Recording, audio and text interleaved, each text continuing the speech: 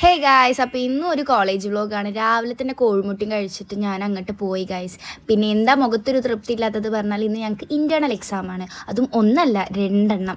എനിക്കാണെങ്കിൽ രണ്ടും നോക്കാൻ സമയം ഇന്നലെ കിട്ടിയിട്ടില്ല.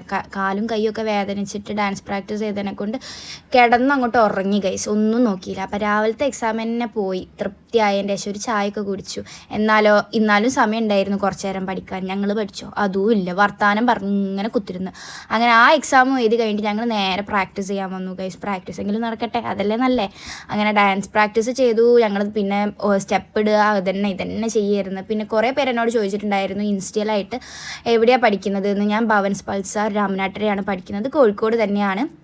അപ്പോൾ കുറേ പേർക്ക് കോളേജിനെ പറ്റിയിട്ട് എന്തൊക്കെയോ സംശയങ്ങളുണ്ട്. അപ്പോൾ എന്തെങ്കിലും ഉണ്ടെങ്കിൽ കമൻറ്റ് ഇട്ടാൽ മതി.